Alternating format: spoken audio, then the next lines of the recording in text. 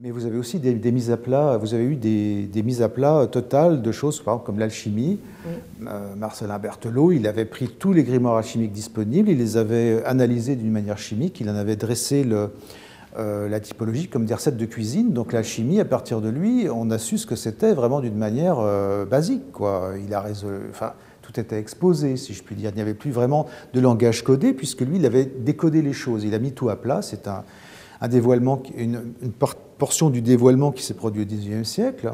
Mais vous avez eu d'autres procédés qui ont donc mis à plat complètement ce qui était caché auparavant, ce qui était vraiment des sciences.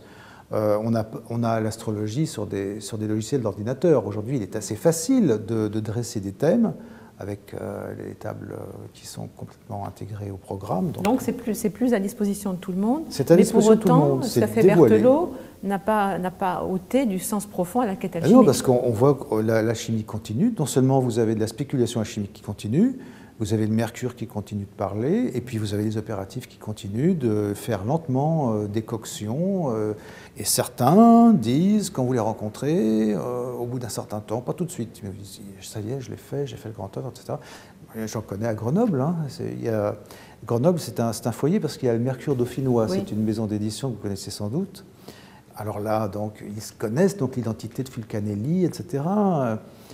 Donc, en dépit du dévoilement, on peut encore, oui, aujourd'hui, faire une quête, mais finalement, il y aura toujours une voie ésotérique et exotérique. Ah, tout à fait. Mais il reste une tradition, parce qu'on voit aussi que avec le dévoilement, ce qui se produit, c'est qu'il y a une appropriation. Donc, on a surtout vu ça parce que ça commence pas d'aujourd'hui. C'est pas hier que ça s'est fait. On va peut-être parler des étapes. Oui, mais on voit au XVIIIe siècle l'émergence donc de tentatives de s'approprier tous ces contenus ésotériques qui sont désormais disponibles, puisque l'Église n'a plus ne tient plus le boisseau là-dessus.